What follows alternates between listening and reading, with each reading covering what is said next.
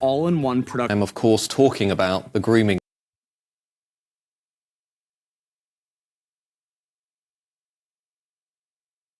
Sexual exploitation and rape of young white British girls and women by mainly Pakistani Muslim gangs. Some people call it the grooming gang scandal. I think we should just call it the rape gang scandal. Now, a court transcript from an Oxford grooming gang trial in 2013 has gone viral in recent days, owing to the horrific details that are so utterly debased, revealing the extent of the nature of the abuse that was handed out to girls as young as 12 and 13. So shocking are the details that the screenshots have millions of engagements online over the last few days, and even Elon Musk has weighed in, claiming that reform and they vilified Tommy Robinson for telling you the truth about this. Like I said, that's how I discovered Tommy Robinson, because I was told he was a far-right Nazi, so I thought I'd listen to what he had to say to make my own mind up, because I don't believe anyone until I like listening to what comes out of their mouth. And all I heard was him talking about people like this raping little girls. Two dads were looking for their daughters. They were neighbours. This happened about 6, 7, maybe 8 years ago. This is true. But you'll never hear it in the... If you I'd struggle to find it, looking it up. Anyway, they came across this house, and it was strange because the door was wide open, and there was a group of men who looked just like this. It was like a queue going up the garden path into the house and up the stairs. So these men, the two dads, run into the house. The Asian men trying to stop them, but they can't, because they run in so fast and caught them unawares. They run up the top of the stairs, and at the top of the stairs there's 2 rooms, and in each room there's a mattress on each floor, and there were their daughters being gang raped, and this lot queuing up, waiting there for their turn. Ugh. These girls were 11 or 12, around that age. They were tiny, barely pubescent. And what happened is dads phoned the police. We found our daughters, blah blah blah. What happens is the police come round. Who gets arrested? No, not these men. No, of course not. The dads got arrested. I don't know what for saving their children from being gang raped. They got remanded. That's right. Remanded into custody. And this is how Tommy Robinson won me over straight away. Because I fact-checked what he was saying, and I thought, oh my God, he's telling the truth. The man is telling the truth. So anything anyone's tried ever saying against Tommy, I've never believed it, because maybe some of it might be true, but 99.9% of it is bullshit. And I'm telling you now, right? Tommy is a fucking British hero. He's a patriot. He's a British icon. He should be celebrated, not vilified. Anyway, I'll leave it to it. The Reform Party, is our only hope. I'm not going to share all of the details from that court transcript on this programme. They are simply too horrific. I have tweeted some of them, so if you're interested, you can go and see. But I'm joined now by the former Home Secretary, Suella Braverman, who, to give Suella Braverman credit, was one of the only frontline politicians in recent history to really call out this scandal. Suella, it's good to have you with us. Now, I'm going to ask you the question that many people have been asking online over the last few days, which is, why on earth given the horrors that we are reading about, have so few people faced justice for overlooking this scandal, for failing to engage with this scandal, for failing to chase down the perpetrators? Why have not more heads rolled as a result of this grooming gang scandal? Good to be with you, Matt, and thank you for covering this scandal, one of the biggest national scandals in our country's history. And GB News deserves special mention for being brave and courageous, for shining a light on the injustice. Many broadcasters, much of the mainstream media are too scared to talk about it. And that's really the answer to your question, actually. There's too much fear. And as a result of that fear, from top to bottom, there has been cover-up and silence and deflection. And the few of us who have dared to speak out and speak truth about the scandal, expose the failings, have often been branded as far right or racist, and unfairly and totally unjustifiably so. But that, I'm afraid, it's that culture that has pervaded into the wholesale cover-up. We're beginning to get justice in terms of the actual perpetrators receiving sentences through the criminal justice system. Far too late, in my opinion, but we had a landmark ruling earlier this year where over 100 years worth of sentences were handed down by the judge. But you're right, there are too many officials, social workers, teachers, counsellors, police officers who turned a blind eye. You've asked why haven't they been held to account? The reason is that, as many of the reports have found, there has been a gap in the law.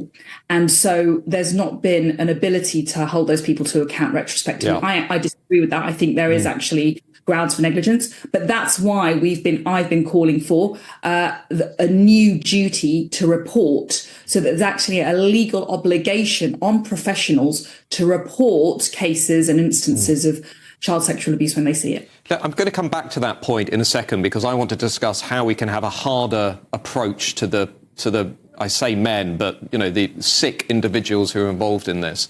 I just want to ask you one thing, though. Ipso, not long ago, said that your claim about grooming gangs being mainly comprised of British Pakistani men was misleading.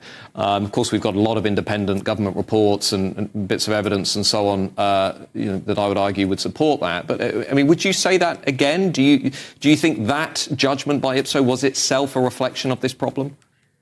I disagree with the judgment by Ipso. I think that we've had a decade's worth of reports, from the original Alexis J report into Rotherham, to the Louise Casey report, to the more recent Alexis J report in 2023 when I was Home Secretary. We've had independent reports into Oldham, Oldham I should come to next, but Telford, Rotherham, Rochdale, each of which concluded that the perpetrators were mainly and overwhelmingly from Pakistani Muslim heritage. So that's independent experts saying that. That's not me making it up. That's the fact. Let's come to that Oldham point, because, there have been councils out there, including Oldham and others, who have been trying to get, I think it's fair to say, a wider inquiry to take place. I think I'm right in saying Labour Minister Jess Phillips has said she doesn't want to go ahead with that. What's your view there on this issue about, local versus national inquiries?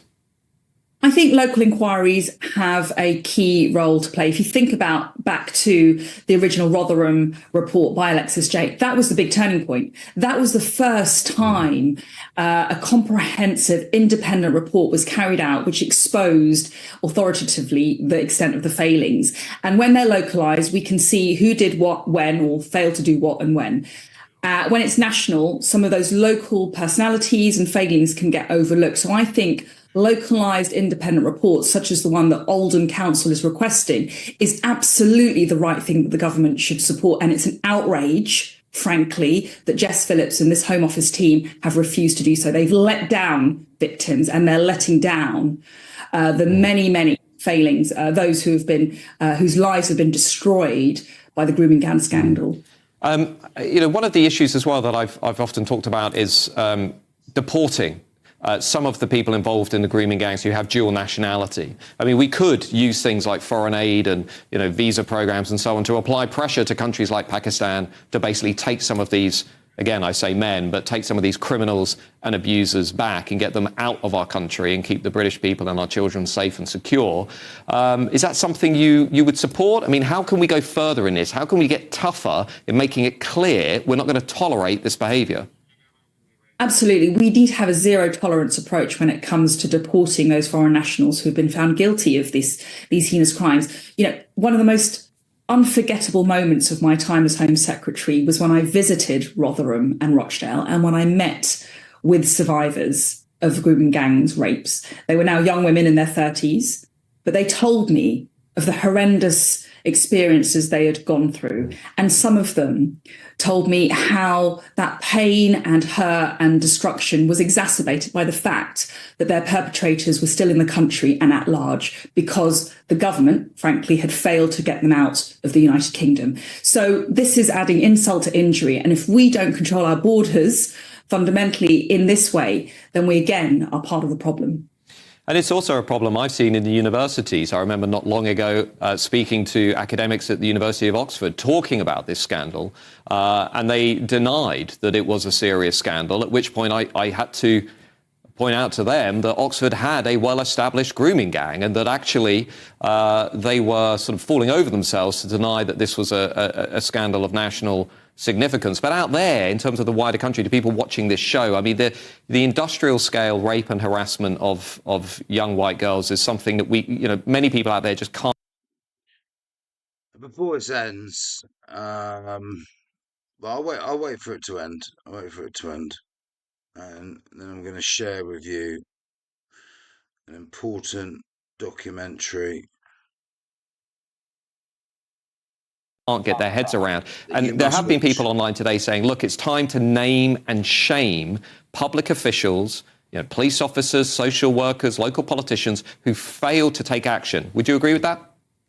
Yes. I would. There have been some apologies that have emerged from various officials within policing, West Yorkshire Police, South Yorkshire Police, Greater Manchester Police over the years after various reports. But ultimately, no professional has been held to account directly or personally. Okay, Suella Braverman. Well, I'm sorry to cut you off, but that's good to have your support for that. I think that's where this debate is going. Thank you, Suella Braverman. Right. So that was Matt Goodwin and Suella Braverman talking about the grooming gang scandal. Now, one of the reasons Tommy Robinson gets in such hot water is because he produces brilliance like this. Have on my family. I failed me and I failed you. I'm not going to fail myself again. You're now going to watch the best citizen journalism and the most incredible expose of the establishment you've ever seen. It's called Silenced. I will tag it in this video. 74 million hits. Do you think that's more than Britain's population, by the way? Maybe not for much longer with all the boats coming in, but you get what I mean. Do you think that's got a reason why they put him in prison? Because he produces documentaries that get 74 million hits. Silenced. Anyway, I ain't being silenced any longer. I was for a while, but no more. Enough is enough. Only facts, media. It's facts only with me. Cheers, guys. Don't forget to like, subscribe, and share around. Please hit that subscribe button. It means the world.